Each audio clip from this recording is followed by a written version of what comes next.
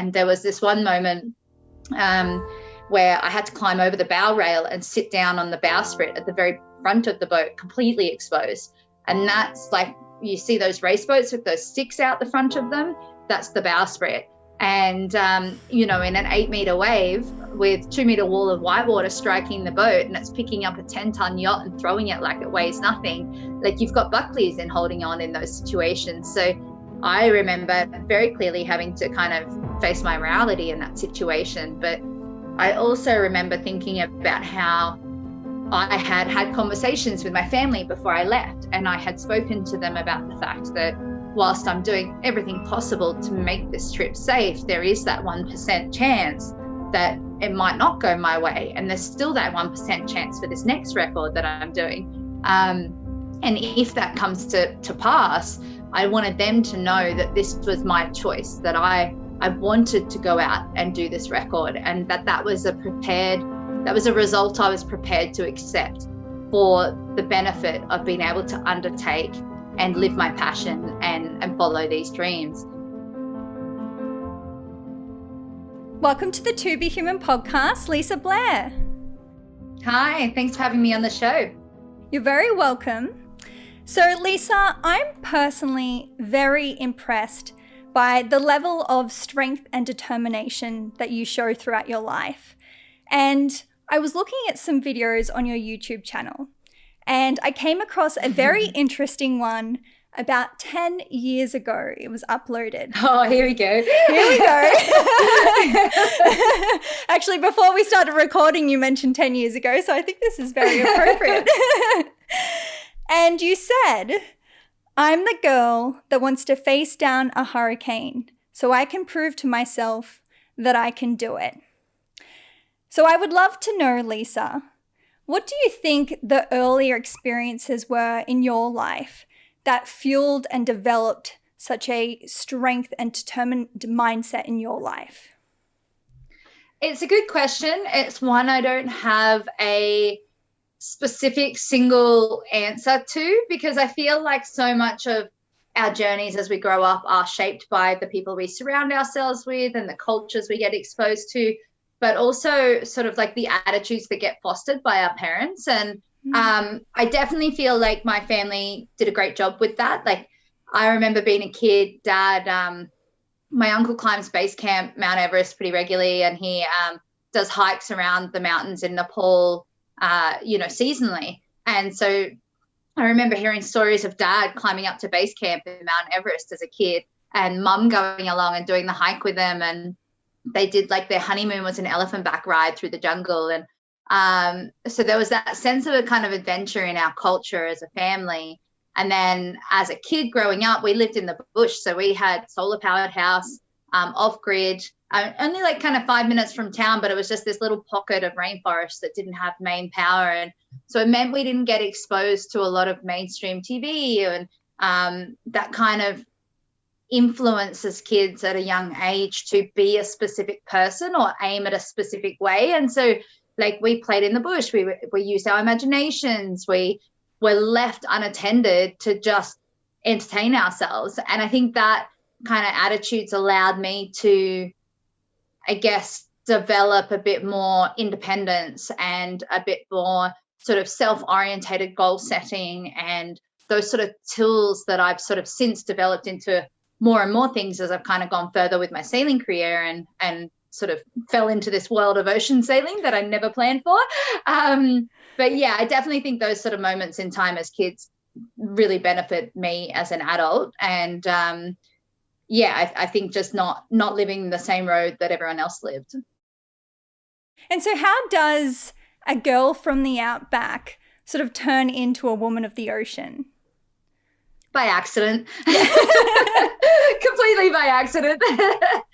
So I was studying at uni to become a visual art teacher, so a high school art teacher. And it was my last summer holiday at uni that I got a random job in the Whitsundays as the cook and the cleaner on a charter yacht.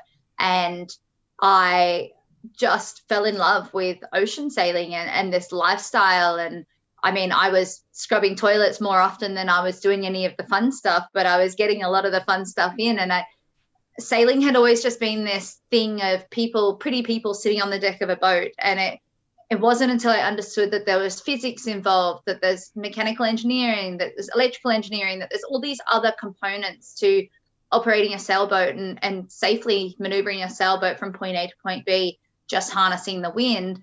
And it was when I started to understand that I started to go, oh, I want to learn more. And the more I learned, the more I realized there was to learn. And it just sort of kept going that way. And I fell into this role of ocean sailing.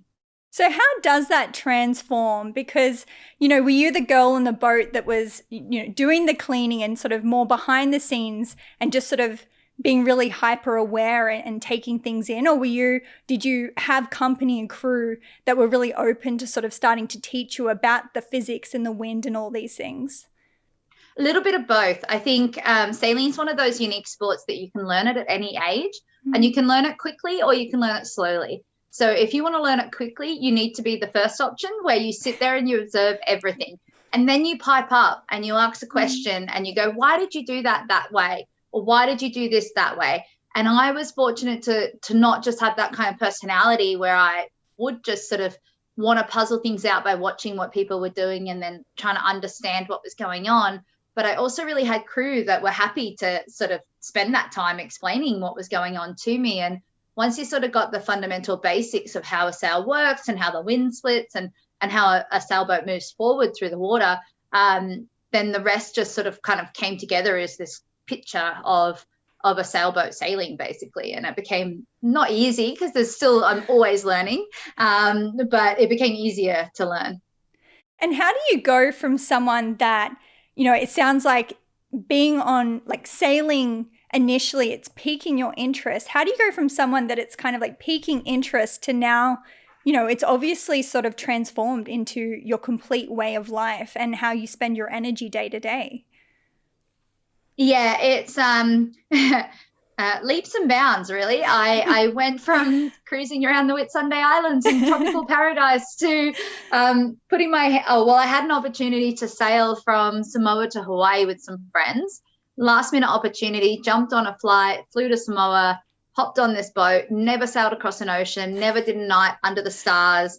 And we sailed for 3 months at sea to Hawaii. And it was just an incredible adventure. And it really sparked that sense of like travel, and we were meeting all these different cultures. But one of the favorite parts for me on an ocean crossing like that was the isolation, and the fact that we're in the middle of this ocean and we have no one else to rely on, and we have to make it work, and we have to figure out problems and solve them. And we weren't connected to the world 24/7. Like, we didn't talk to my family for 3 months, and luckily I told mum I was going to be gone that long. And so it was like this. We went from having this crazy busy life on land where you're always accessible, you always got emails, phones, all that stuff, to being in the middle of the ocean where you're on watch in the middle of the night with all the stars and whales are nearby, and it's just like these magical moments, and you get the time to kind of enjoy them out there. And so I just sort of really fell in love with ocean sailing, and I had no idea where it was going to take me. I didn't really plan on it becoming a career path or any of those things. I still fully intended to finish uni and go and become an art teacher and maybe sail on my weekend days off or do the odd passage. But the more I sailed, the more desire I had to sail.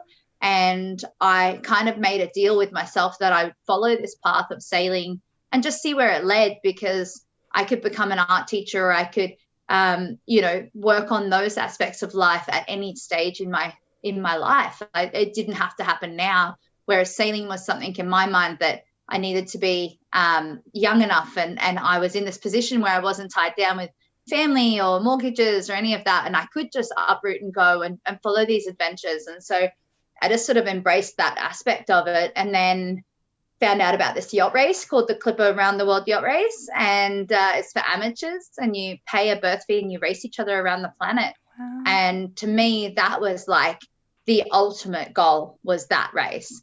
And I didn't realize I would go so far past that race and achieve so much more things. But that was like, to try and get to the start line of that race was a real shaping moment in my world, because I'd never done anything like that before. it was a perceived impossibility for me to try and raise this money to go and jump on a sailboat and sail around the planet. Like, that's just crazy. And how does that manifest in terms of, by the sounds of it, sort of your experience in sailing to Hawaii is more of this sort of exploration journey, and certainly one of reflection.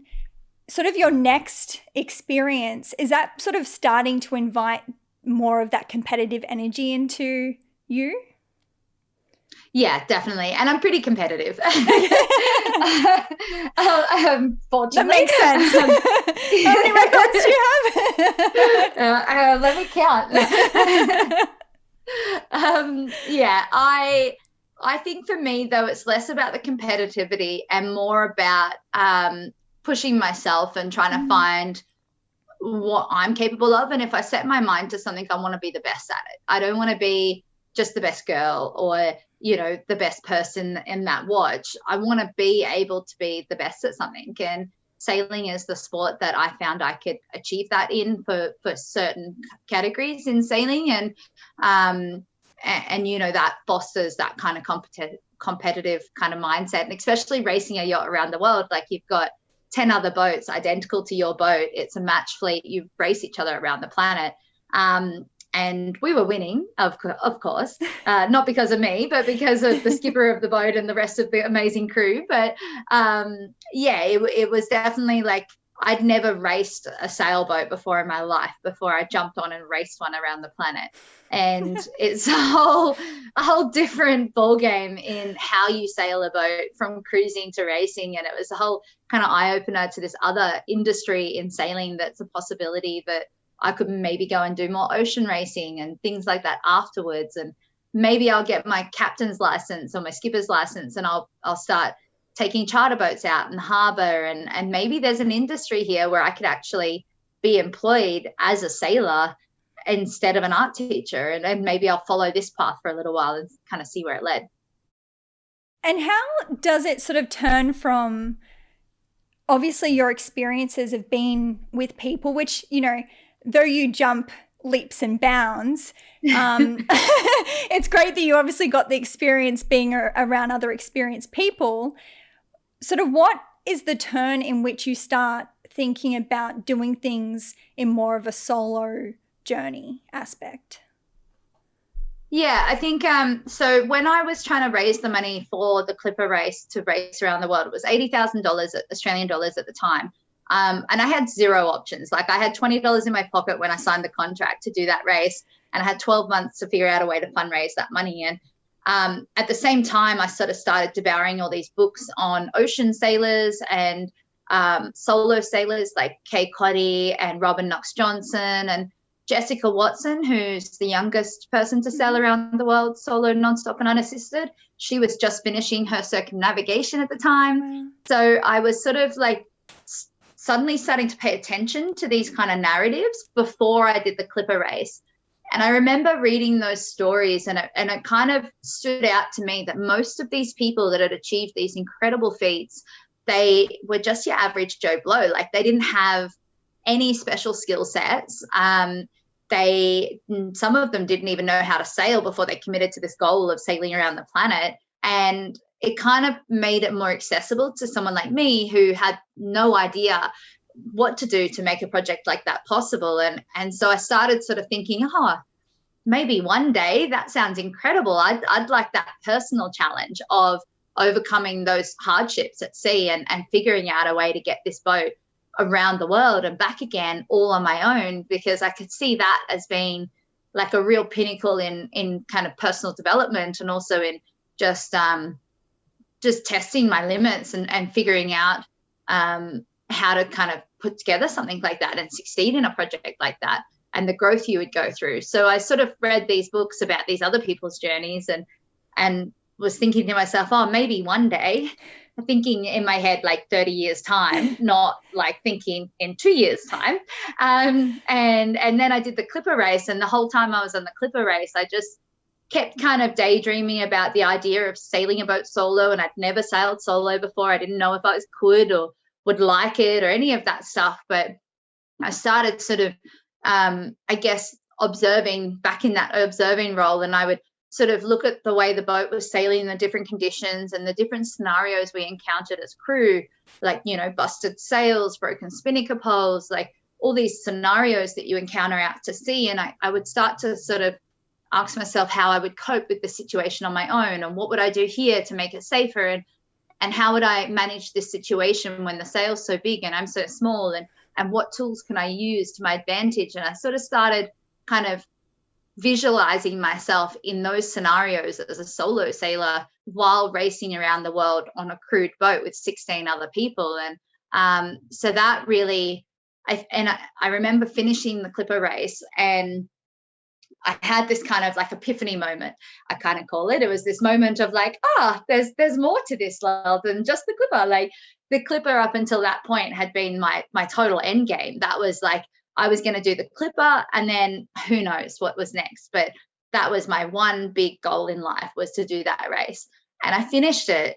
And I remember kind of reflecting and thinking to myself, well, 2 years ago, I never even contemplated sailing across an ocean. And now I'm a circumnavigator. Like, what else could I do with this? Where else could it go? And I decided that I maybe wanted to start investigating solo sailing a little bit more, and it kind of blended into that. That's absolutely incredible. And you're certainly a smart cookie. I just love, you know, the level of insight and preparation that you had even sort of before you'd even decided that you're going to go off on your own solo journey. And I'm really intrigued because I love how you mention in sailing there tends to be a fairly even playing field between men and women, which, you know, isn't always in sports. Yeah. And you sort of mentioned, you know, the people whose stories you've read, I feel like most of them tend to sort of be more female orientated. Is that because just genuinely you feel like you connect more with women's stories when it comes to adventure, or is there like a different mindset when it comes to men and women taking on these challenges? What has been your experience sort of between gender in accomplishing big things? Yeah, I think while sailing is a sport that we can represent or compete against, like an all-female team can compete against an all-male team with zero handicaps to that competition, it doesn't mean that it's a sport that's accessible to women globally, where we get exactly the same opportunities. Now, I'm not saying that those opportunities aren't coming, but 10 years ago when I started on this road, it was a bit of a different landscape as far as equal opportunities at sea. And you would have seen all the American Cup racing teams, all the Volvo Ocean racing teams, all of them were male. So anyone in the sailing industry wanting to go through and do incredible things, you really had to overcome that additional adversity. And so I think I kind of gravitated a little bit more towards those books because they had more relation to what I was having to overcome to do what I wanted to do. So there was a bit more lesson learning going on through their narratives, being, you know, you take Jessica Watson, she was 14, I think it was 15 when she left, and everyone thought all they saw was this little girl. They never saw the person that planned for months on end and did the training and got the sponsors, and it was all driven by her. They never saw that. They just saw a little girl on a pink boat. And I think that is a narrative that's definitely 100% changing in sailing. But I do think that I was probably more influenced by those stories because of that aspect of things, because I came back from the Clipper and I felt like there was this world opening up in front of me. And then I realized it was actually kind of a narrow belt for women in the industry. So it's definitely like 1,000 times better now than what it was then. But there was some roadblocks that shouldn't have been there that were. So I decided, instead of trying to do it with everyone else and trying to compete in the same level against a guy who's had a lifetime of training because he's been able to compete at this level, I would do my own thing, and I would go into solo sailing and find unique records that these other people maybe necessarily wouldn't want to challenge. And it would give me the opportunity to do the same type of sailing that I wanted to do, just differently. It's beautiful to hear that it is moving and changing. That gets me very excited. So I'd love to hear about preparation, because you mentioned even with Jessica Watson, you know, with these things we can tend to sort of see the person potentially on a superficial level at times. We see the outcome more than the process behind the achievement. Yeah. Talk to me about preparing for something like your sort of first solo expedition. I tell absolutely everybody, and this still holds true today, that preparing to get to the start line is about 90% of the job. Mm-hmm. So a record is made or broken in that preparation process to the start line, and the delivery of the record itself, or the trip or the voyage, whatever you're doing, that's just going through the motions of the part of the project that you enjoy. That's the sailing. That's the easy bit. The getting a sponsor to believe in you, the raising the money, the finding the right boat, then retrofitting that boat. Like, most of us have no money when we're doing these things, and we're trying to figure it out, or we're doing all the jobs ourselves. I'm on the boat every single day, angle grinding, painting, fiberglassing, like you name it, we're doing it. And I get people to kind of guide me, and I hire shipwrights when it's super, super technical and requires their level of expertise. But I'm right there with them, learning and absorbing, and you kind of have to be to be successful at a project like this. So I know for like me, for the first Antarctica project, well, I should tell you the story of the Trans-Tasman project first, because that's kind of funny. I remember calling up the race office and saying, "Hi, I'm a girl in Australia. I want to join your race, and I know the entry fee is $1,000. I can pay the entry fee, but what's the latest I can tell you when I have a boat, and what's that cutoff?" And all they heard was, there's this crazy girl in Australia that's never sailed solo, doesn't own a boat, and she's signing up to race to New Zealand solo. And you know, that was a whole year of preparation into that event that came right down to the wire. And for Antarctica, that was a 3.5-year preparation process of trying to raise the money, trying to pull the project together, trying to get enough people to believe in me. At the same time, I'm working full-time teaching sailing and skippering boats across Sydney Harbour. And then you got to get the boat ready, and then you got to make sure you haven't forgotten something, and make sure you got all your spares list, and you're gathering like a team of people around you who can support your project. But you can't pay anyone. They're all volunteers. Like, it's this incredible thing that these projects come together from a complete random idea of some person, and they put a lot of effort in, and people get excited about the level of effort they're putting in, and they want to help, and it becomes this self-feeding kind of thing, which is really special and unique, because you get these groups of people that are all coming together for a common goal of helping that one person go and achieve their dream. And it's a really unique process to watch. And for me specifically, I feel like when I do these records, I've never really felt alone on the boat, because I'm never really alone. I've got thousands of people on land following the trip. I've got my shore team. I've got my family. Like, everyone's right there with me. They're waking up in the middle of the night and checking the logs and making sure I'm okay. Like, they're on the journey with me. I'm just the person on the boat. So, but yeah, that preparation is just the risk management and the sort of process you have to go through to identify all possible points of failure and then eliminate them or negate them. It's a pretty intense process. And talk to me about sponsorship. What has been your experience with it? Do you feel like most of your sponsors come in directly to support your endeavors, or is there a level of value that you feel like you need to give back to them? So the old style of sponsorship where you'd slap a logo on the boat and call it a day, that's dead and gone. That's not even close to what sponsorship is today. So sponsorship is about, it's all about the value you can deliver to a sponsor. It's not about what you need. It's about what you can offer. And that's the way you kind of have to look at it.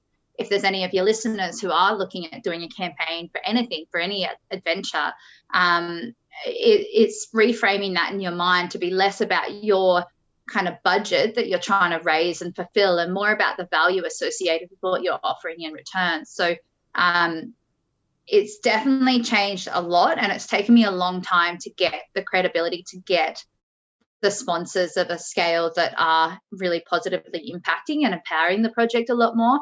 And I'm quite picky in who I associate with, because all of my campaign is surrounded by the message of climate action now and the community work I try and do around that. So I want to make sure that my partners are equally passionate around that, so that together we can create that change. And so that eliminates a fair chunk of the businesses that would normally participate and sponsor something like this. But yeah, it's down to the activation, the events, the social engagement, the documentary, the book, the blogs that you send back off the boat, the media engagement, like all of that is part of the package. And the logo on the boat is just, it's a very small part of that these days. Yeah, I totally understand. It definitely seems like it sort of limits options. But at the same time, to me as an outsider, it sort of seems, even though it lessens those options, the options you have certainly feed more of an impact in terms of the message that you're sharing along with what you're trying to achieve, which I think is really amazing. And there's also that whole thing, like I'm partnering with a sponsor and I have to positively represent their brand, but they've also got to do that for me. And it is a partnership. It's not a, hey, I'm giving you a bit of money here so you can go do what you're doing. It's this partnership. And I try and really make sure that it's an open, fluid conversation with sponsors, and any engagement opportunities above and beyond what's previously discussed can be leveraged from. Then we try and make them possible. And it's something that's quite, it's a balancing act, but it's also something that definitely can be really positive if you find the right partners. So let's move to what you term the first Antarctica Project. I'm literally speechless when it comes to this experience. I was watching your firsthand videos of this experience with absolute anxiety and fear in my own home. But at the same time, such awe and reverence for you in what you have achieved and what you have experienced. And I would love for you to share with us that journey for you. So, basically in 2017, I set off from Albany in Western Australia. I'd been working on the project for 3.5 years. It was birthed after I did that Trans-Tasman yacht race, and it took me that long to, get the boat and pull the project together. And I think I got less sleep in the preparation phase leading up to the start line than I did when I actually went to sea. And I normally do 20-minute micro sleeps at sea, so I was not getting a lot of rest ahead of that. And the goal was to try and challenge a Russian sailor's record, Fedor Konyakov. And he set the record in 2008, and he sailed solo, nonstop and unassisted around Antarctica, keeping between the latitudes of 45 and 60 south. So for me, I was trying to establish the first women's record, but I also have always believed that you should be the best at something rather than just the best woman at something. And so I was also trying to break the overall speed record set by this Russian sailor. Now, Fedor Konyakov's the second person in history to do this voyage. So I was going to be the third person in history to do the trip. And that just sort of shows on a scale of how difficult it is. And you're in the Southern Ocean the entire time, but it's a big ocean. And where we are is the roaring 40s, the furious 50s, and the screaming 60s, they call it. So it's that rough storm belt that goes a whole 360 around the planet. And I'm in that for the entirety of the record. So I left from Albany in Western Australia on the 22nd of January and sailed directly south to a gate entry mark at 45 degrees south, and then headed left towards sort of Tasmania, and then on past New Zealand, past Cape Horn. And so that record itself, like I was aiming for the nonstop record. Unfortunately, 72 days into the trip, so I'd been at sea for 72 days. I'd seen land once, and I hadn't seen another vessel at this stage or another human being in 72 days, which is kind of crazy. And my mast snapped in a storm, and it turned out to be gear failure, but it caused this really dramatic dismasting, and I was 1,000 nautical miles from land, freezing condition. I was directly south of South Africa at the time, and I was left in this disaster scenario where I had to fight to save the boat that night. So it was in 6 to 8 meter waves, so that's sort of a 3 to 4 story building as a wave, and 30 to 40 knots of wind. But it's Southern Ocean winds, which is much colder and more dense. So it applies more weight to your sails. So a rough rule of thumb is 30 knots of wind in the Southern Ocean is about 50 knots of wind here. or in Queensland, and 50 knots of wind is equivalent to sort of 80-kilometre-hour winds, just to kind of give people a bit of an idea of how that works. So 40 knots of winds in the Southern Ocean is close to 100-kilometre-hour winds for anyone on land who doesn't speak nautical. So it's pretty disastrous conditions. The tops of the waves were just getting torn off sideways by the wind, and because I was now effectively anchored by the mast and the sails and everything, all the debris in the water, and the violent motion of the boat getting tossed back and forth in the swell, and the fact that the mast was sort of half on the deck and half in the water, it was literally like cutting the boat in half. So it was soaring back and forth in the swell and like trying to cut the boat in half. So it was a pretty hectic kind of ordeal. And I nearly died like a billion times that night. And I've written a book about it called Facing Fear. And the book encapsulates the whole project, but it definitely talks about overcoming the trauma of that specific moment in time. And I was able to save the boat, but I was suffering from hypothermia at the end. So I self-treated for hypothermia. And then I ended up rendezvousing with a container ship that diverted to my aid 3 days later. And I had patched the hole in the boat. I'd managed to cut the rig free that night, the mast free, and it sank in the Southern Ocean. And I was able to salvage my boom, which is a piece of the sort of horizontal part that holds the sails up. So I salvaged that through the emergency, and then managed to get some fuel off this container ship. And that's its own story, because we collided at sea and they almost sank me. So it was disaster number 2. And then I spent 2 more days building a new mast with the scraps of the old mast and modifying my sails to suit. And then I motor sailed to Cape Town. It was just a devastating moment in time for me, because not only do you have the trauma of the whole dismasting and nearly dying like a dozen times and sort of having to face your immorality with all of that, but you're also then in a situation where something you've worked at for 4 years and you've worked and sacrificed and done absolutely everything possible to achieve is just finished now. It's just over in a moment.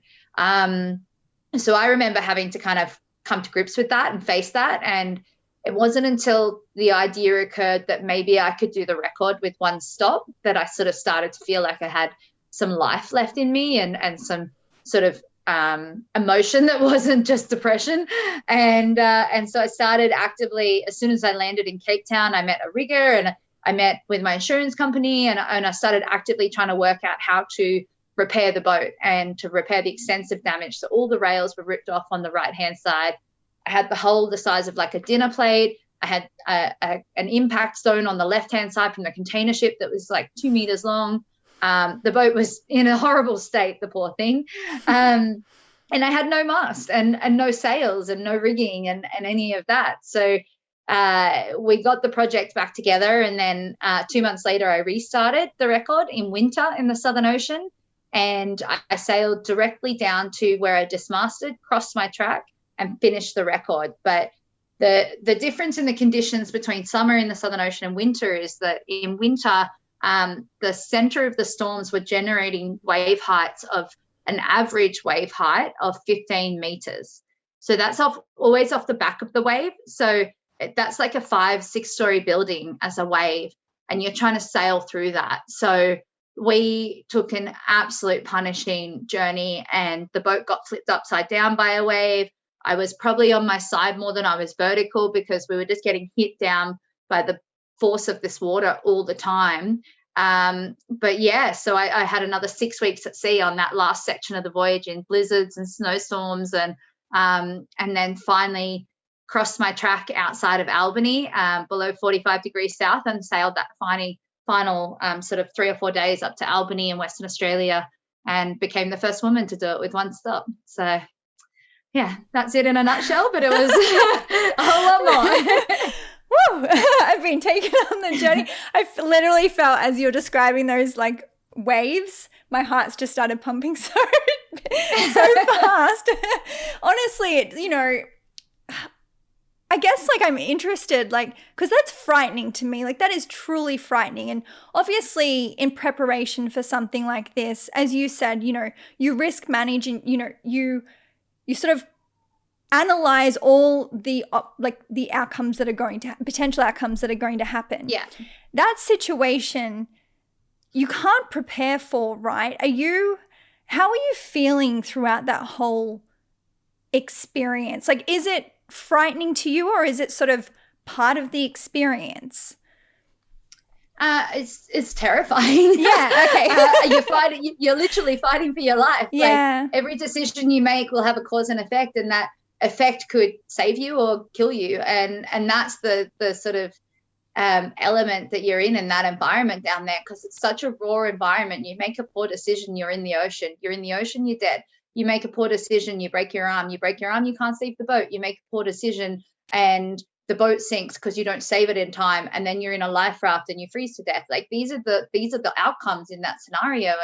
And they were known outcomes before I left port. And so in like the preparation phase, you try and eliminate all possible risk. And so I had put new rigging wire in, I'd put new sails, like, you know, I kind of replaced everything on the boat that was a possible point of failure, and it still failed. And in my preparations, I'd met with different riggers and shipwrights and sailors, and I'd discussed different variable options for dismastings and how to cut it free and how to jury rig it and how to do all of those things before I left port. And I'd quite often sit on the deck of the boat just at the end of an evening of work on the hull or something, and I'd kind of ponder through different scenarios. And I realized that if I dismasted, I didn't have these two pad-eye attachment points far enough up on the bow of the boat, so I installed new ones. And so that sort of thought process is really critical to reducing that emergency scenario from a ending scenario to one that you have a chance of surviving. And I think for me, because of the level of preparation I did for that, it really allowed me to overcome the dismasting. The first sort of 15 minutes, I was shaking so hard I couldn't do anything, and I was a mess. My thought process was chaotic. It wasn't logical. I was emotional about the fact that I was in this emergency situation and I was in the fight or flight mode. And after about 15 minutes, I was able to kind of rationally take that out of it and start looking at the scenario and go, okay, well, if I cut this piece of rigging wire, what's going to happen to the mast? Is it going to pierce the hull then? If I cut this one, what's going to happen? Oh, that one's going to be better. And I'd have to puzzle through the various stages so that I knew that with the way I disconnected the mast wasn't going to cause a worse situation, or the fact that I had to put myself on the bow of the boat in those conditions and nearly get washed overboard. That was a choice I had to choose to make in that moment in time. And there was this one moment where I had to climb over the bow rail and sit down on the bowsprit at the very front of the boat, completely exposed. And that's like, you see those race boats with those sticks out the front of them, that's the bowsprit. And, in an 8-meter wave with 2-meter wall of whitewater striking the boat, and it's picking up a 10-ton yacht and throwing it like it weighs nothing, like you've got Buckleys in holding on in those situations. So I remember very clearly having to kind of face my morality in that situation. But I also remember thinking about how I had conversations with my family before I left, and I had spoken to them about the fact that whilst I'm doing everything possible to make this trip safe, there is that 1% chance that it might not go my way. And there's still that 1% chance for this next record that I'm doing. And if that comes to pass, I wanted them to know that this was my choice, that I wanted to go out and do this record, and that was a result I was prepared to accept for the benefit of being able to undertake and live my passion and follow these dreams. And the likelihood was so slim that it was almost irrelevant until I was faced with it that night. But, it was still part of that preparation process, was identifying that was a possible sort of outcome to that record. And what was it like? And obviously share as much as you're comfortable with. You talk about sort of that 15 minutes of intensity when everything sort of goes down just before you sort of make that shift into becoming more of a sort of logical, practical mindset. I'm really intrigued to know, like, what are the thoughts that sort of pop up in because it's obviously you sort of facing a life and death situation, which is one thing, but also you're facing the idea that potentially you're not going to achieve what you sort of set out to achieve in the way that you wanted to as well.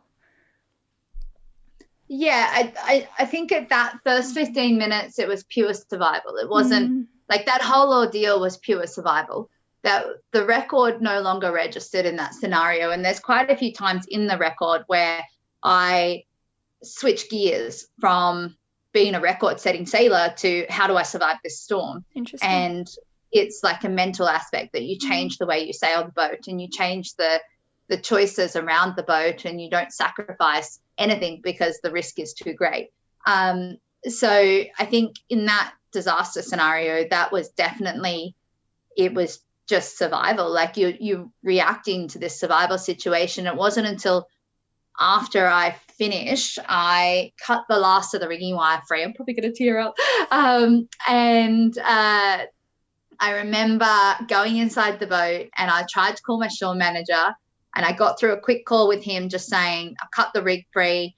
I'm freezing. I'm going to self-treat, and I'll talk to you tomorrow. And I hung up. And then I tried to call Mum, and she didn't answer.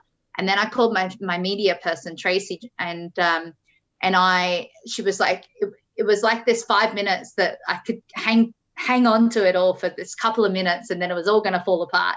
And I remember calling her up, and I couldn't even speak because I'd been expecting to talk to Mum, and I couldn't get through to Mum. So I was just calling the next person on the list, and then it just all kind of slammed into me that everything was over. And I remember just completely breaking down, and I could barely talk, and I was just like that gut-wrenching, like, really ugly crying, and just it was that reality check. And she just said, like, just take care of yourself. Like, don't worry about anyone here on land. Just look after yourself. We'll check in tomorrow, get some rest. And I remember curling up in the nav station for like another hour, just bawling my eyes out. And then I had to go and force myself to move because I was succumbing to hypothermia. So that was the gut-wrenching, that was grief over the record. That was me experiencing that grief. And it was also me experiencing like that sort of the residual trauma, or identifying the fact that I'd survived. Like, I'm not out of the woods yet, but I'd survived, like the most critical part. And so there was that kind of clash of like grief for the record, amazement that I'm alive and still here, and just like shock over everything. And so that first 15 minutes was that pure reaction, and then the logic kicked in, and then the aftermath kicked in. So how does that play out in coming home? Because, you do describe it as trauma. Is this something that hits you when you get home in a different way? I didn't realize how much an effect that scenario had on my relationship with the sea, my relationship with my boat, and how I interact as an ocean sailor with that environment, until I restarted the record and I left from Cape Town to head down to 45 degrees south and cross that track again. And that first 5 days was literally hell on earth, because every creak and every groan of the rigging, every big wave that slammed us down, the first thing I would think of every single time was, is the mast still there? Is the mast still there? Right. And it was like this trigger on board, and it was something I identified with quite carefully at sea. And I remember having to kind of process that mid-record, mid-Southern Ocean Pacific, like hurricane storm, and having to force myself to go through it because I had no other choice. I'm already on the boat in the middle of this storm. I just got to do it. But it definitely meant that there was this echo that every time something made a different sound or the boat felt slightly odd, I was just a lot less relaxed. And previously in those storm environments, like if I knew that the boat was okay and it was handling the conditions okay, I would go and chill out and read my book, and I'd be like super calm and comfortable. Or I'd be on the deck of the boat and I'd just sit in my little cuddy and watch this storm roar past and just like admire what I'm witnessing. And I lost that ability to trust the boat by having that dismasting, because I'd done all the preparation and it's still gone wrong. And then it nearly cost me my life. And so that's a big part of the mental aspect with a record like this, is you have to trust your gear. And I think that would be, without saying, in every kind of sport, in an endurance athlete way, you've got to trust your preparation, but you also, more than anything, need to trust that your gear is going to back up that preparation. And I had lost that trust, or that relationship with my boat, because of the dismasting, and that had that after echo through everything, through that Southern Ocean passage. And even, like I said, another couple of records sailing solo around Australia, and I purposely did those next as a way. I knew I couldn't go to the Southern Ocean straight away. I needed time to process and time to kind of overcome that and just rebuild my relationship with my boat and the sea again, and reconnect as I wanted to. And it wasn't so the Australia record was, whilst it was going to be a more dangerous record from a potential point of failure, because there's more hazards around me and there's reef and rocks and 10,000 ships around me at all times, so I can't sleep more than 20 minutes for 58 days, it had that mental safety blanket of land is just there, even though it wasn't really a safety blanket, because I never plan on doing a record and expect to have a rescue. So even in a coastal situation, I should have everything with me to save the boat, even if I'm 5 miles from land, because I don't want to void my record that I've spent 2 years working for, or 3 years working for, purely because, the pub's just over there. Like, that's not a good decision. I mean, it might be for some, but arguable. But yeah, and I just sort of like, so I had to build that up. And I remember entering the Southern Ocean on that trip again, and wondering whether I would still have that echoing kind of effect of the dismasting and that situation, kind of in that passage across the Great Australian Bight through to the bottom of Tasmania. And I found I actually trusted the boat again by the time I got to there. I built up that relationship enough to calmly go through the Southern Ocean again. So that gave me a lot more confidence in doing this next record. And then obviously, like, my preparation this time is I'm not making different decisions, but I've got more time to really tweak them to the 10th degree. And so that's building my own confidence back in the rigging and the masts and everything as well. So, and getting the right shore people to assist you is sort of vital to sort of making a project like that, and the mental health at sea. And talk to me about, you mentioned a lot, your relationship with your boat. Can you sort of give a comparison to what it would be like sort of for people that don't sail? So at sea, it's a we. Like, you'll hear me talk about the boat as, and we did this and we did that. I did hear you that before, and I had to tell myself, I was like, she did this solo, right? Yeah, I had to correct people. I'm like, no, it's me and the boat. So the boat kind of gets its own, it's an inanimate object, but it has a personality. All boats have a personality. They have either like little tweaky things that create some frustrations. They have good things about them. They all have different personalities, and they sail differently in different conditions because of these personalities and the shape of the hull and all these factors. And when you spend so much time on an object like that, that's got a bit of a personality and it has tweaks, and the autopilot screams at you one day and you just shout at it to shut up, and you start like kind of reacting to the boat in a way that it almost becomes this living thing, and it becomes your teammate at sea. And so for me, like, sleep deprivation, one of my triggers when I get extreme sleep deprivation is I start having 2-year-old toddler tantrums, like full-blown, like hissy fits on the deck of the boat. And no one's there to witness them, but I'll have them anyway. And so it'll be something stupid, like the rope catches on something when I'm trying to shorten the sails, and I'll just lose it. And it's because I'm like at my wit's end, and it's the straw that broke the camel's back and all of those things. But I'll shout and I'll scream at the boat. And I'll be like, why can't you just do what you're supposed to do? You just had to let me pull that rope in. How hard was that? And I'll have a full-blown argument with the boat. And then I'll have to pat the boat and apologize and say, I'm really sorry. You're doing a really good job. You kept us alive so far. I'm really sorry. Please forgive me. So it's sort of like it doesn't become a person or a pet. It becomes this other part of your team that you need to get through, and it becomes something that you rely on as a teammate, and you rely on it to do its job. And if it doesn't, then you're going to have a hissy fit with it, and you're going to shout at it, and it becomes this partnership. So yeah, you'll if you ever read my book, like in the book, I'm always talking about me, like we and she, and like it's the boat, it's the boat, but it's this other person on board with me, I guess.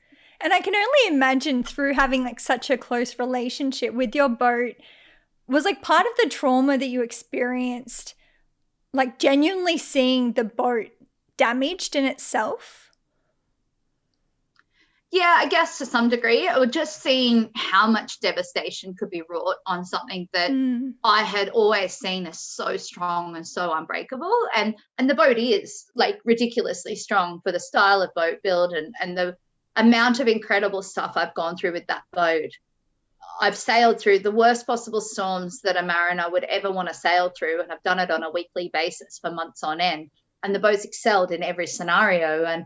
And so to see it kind of so broken, it just shakes your foundation and your trust and your kind of belief that the boat is unbreakable. And I know it's not. Like, it's a fiberglass boat with a balsa cord construction. Like, it's definitely breakable, but it was just, she's built in such a way that she exudes strength and comfort and security at sea. And I guess that was definitely like kind of fractured to some degree.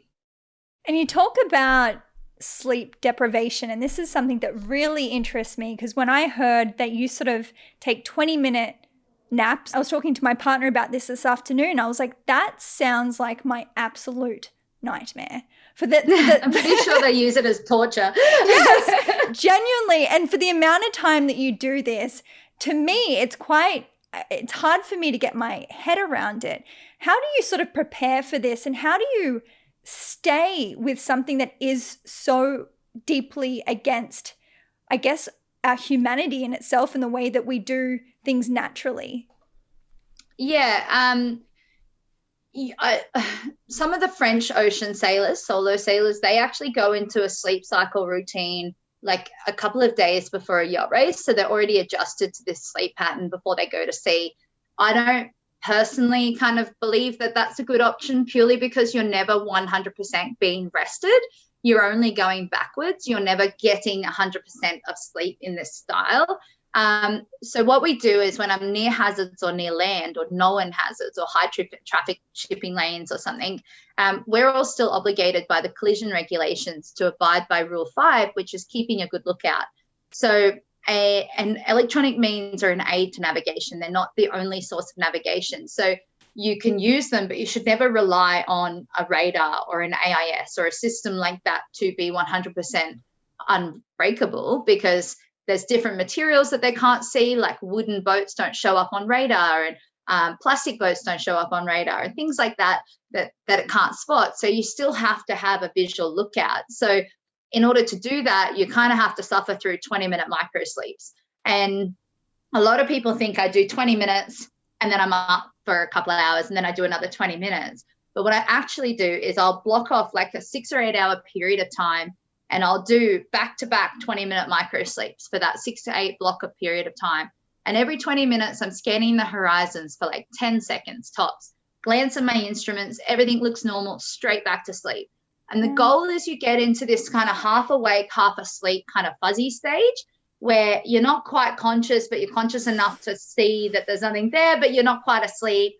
And so you kind of operate in this little zombie world. And it means that when you go back down for your next 20 minutes, it takes you a few less minutes to actually get sleep. And then you do the next one. And it takes me about 3 or 4 cycles of 20-minute sleeps before I'm actually getting sleep. So I'm only lightly napping in those other periods of time. And more often than not, I'll just be dozing off and the alarm will trigger and I'll be like, no, I just fell asleep. And but it's something that you have to balance with everything else on the boat. So you've got to balance that against your energy outlay of sail changes and maintenance jobs on the boat and fueling your system by eating correct meals.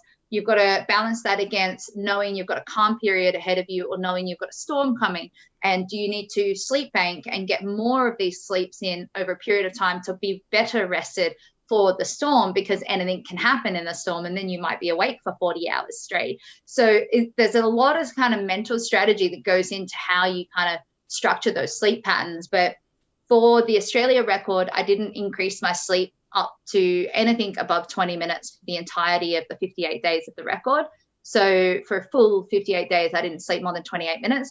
And I actually partnered with a sleep research center, and we had me in a Fitbit, and I was doing sort of speed reaction tests to see how it cognitively impacted my my thought process and my actions. And the Fitbit didn't register that I had any actual what they would consider sleep for 58 days. So it didn't actually register because my heart rate didn't get low enough to count as sleep. So it's this ocean sailing, in solo ocean sailing, the capacity that I do it is one of what I think is one of the greatest endurance sports that you can go through, because you think that it's the boat doing the work, but you've got to manage all of these other kind of hurdles and challenges you've got to overcome as you go. And I think for the Antarctica record, I was able to get it mostly up to about 40-minute micro sleeps, which was a really good period of time for me. And generally every 40 minutes, the boat would need attention anyway. And I think I got one sleep at like an hour and a half, which was like heaven at sea, like absolute gold heaven. But yeah, it's just one of the challenges we have to do as a solo sailor. And every now and then I come across a cruising couple that didn't really know that they're supposed to keep a good lookout. And I've met a couple once that like would literally put the autopilot on and go to sleep for 8 hours, both of them. And I'm like, there's other boats out there. And they're like, yeah, they'll stay away from us. And I'm like, oh my God. So it's something that not everyone does, but it should be done. And what's it like coming back from these experiences? Because obviously that level of sleep deprivation, I'm sure you don't just sort of return home and go back to your normal sleep cycle. Is there sort of a time in terms of sort of getting your health back to normal and full of vitality again? Yeah, I know for the first Antarctica record, it took me, I think it felt like 6 months till I started feeling normal. Wow. And I feel like it throws out your hormones, it throws out your energy. You've pre-programmed your brain to be as lazy as possible, because everything you do is a decision on making your life easier in this extreme endurance environment. And so all of those things are challenges you have to then reprogram your brain for. And but sleep wasn't such a problem for me. I'm a pretty good sleeper. I would wake up 2 or 3 times in the night on average. But I also would do things like if I had to go to bed late the night before because I was working on the computer or something, but then I had to get up at 6 a.m. for something, and I was only going to get 4 or 5 hours sleep. It didn't matter to me anymore, because I would be like, oh, that's okay. That's more than what I'd get at sea. And I'd be okay with that. Whereas the longer I'm on land, the less okay with that I get. So yeah, I definitely think like 6 months for me for that record. The Australia record wasn't nearly as bad, but it was a smaller period of time at sea. And as much as I'm doing 20-minute micro sleeps, I was still able to get quite a long period. Like I might get 17 hours of night micro sleeps in, and you actually can feel to like you're never 100% rested, but you're not right at the bottom level of deprived from sleep either. So you kind of find a bit of a balance in there. So you have your second project in terms of circumnavigating Antarctica coming up at the end of the year. What are you most excited for? I've been dreaming about doing this record again since the moment I dismasted from the last one. And while I set the record as the first woman, that was kind of like the token consolation prize. Yes, it's the world record. And yes, it was an incredible achievement. And as bad as the dismasting and everything was, it did actually give me a greater confidence in my own ability to overcome those sorts of challenges. And I knew I needed that period of time on land, and I needed to catch up with my world and my life, because I'd put it all on hold for 4 years for the first record and all of those things. But now that it's here and I'm on project and I'm we've got the boat in Brisbane at the moment getting fully rebuilt. I've got a new mast going on, new rigging wire, new sails. Like we're in the thick of it at the moment. And the boat's getting launched on the 6th of October back in the water. And then on the 16th of October, if anyone's in Brisbane, we've got an open boat day launch event happening. So you can come down and jump on board and take a look around. And so I think at the moment I'm still in like that panic stations project mode, because I'm still trying to raise the last of the sponsorship, and I'm trying to like pull everything together and find donations. And I've got also this citizen science research unit going on the boat. So I'm coordinating with a number of different scientific organizations around the climate action side of things and ocean health study and sampling and all this amazing stuff.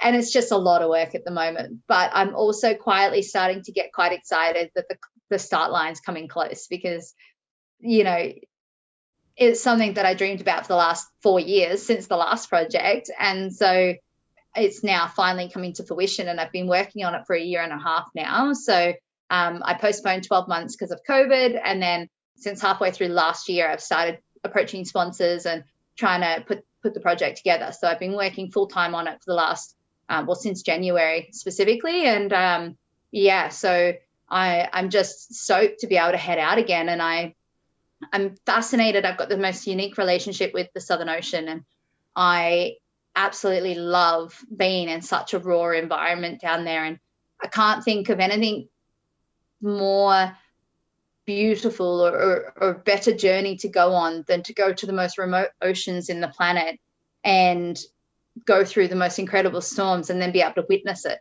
And it's something that so few people in the world get to see and experience. And the albatross and the size of the waves, and it's just this beautiful part of the journey. It's hard as hell, but it's a really amazing journey as well to go on. So I can't wait to just get out there. And at the moment, everything's still so busy and chaotic trying to pull the project together. But once you get to see, it's just like this breath of fresh air, and you can finally kind of just embrace the journey and enjoy the sail. And I can't wait to get to that. It's so absolutely beautiful, Lisa, and I'm certainly going to be following your journey and supporting you, and I definitely encourage the listeners to do that too. Thank you so much for sharing some of your stories, Lisa, and particularly in such a raw and vulnerable way. It's certainly why I was very pulled to you, and I am very excited to see your next adventure and see how you grow and what you learn from this experience. So thank you for sharing it so far. I'll have to come back for the next one. Oh, I'm very excited. Let us hope it may not be as eventful. Well, let's hope it's successful. And people can follow the next adventure. I will have a live tracker and everything up on the website, and I blog daily at sea, and there'll be some videos going up on socials and all of that, so they can definitely check that out. Yeah, and I certainly recommend for anyone that's interested, even go onto your YouTube. Now there's certainly some interesting videos from sort of your previous experiences. It definitely gives you a deeper taste of what you've been talking about. So Lisa, thank you again, and I would love to ask you on a final note, what does it mean to you to be human? To be human, it's a tough one, because human kind of categorizes us to some degree, and I think to be human is to have empathy and to be kind and to be connect with those around you and embrace the moments in life. I think the biggest one is the empathy and kindness, definitely.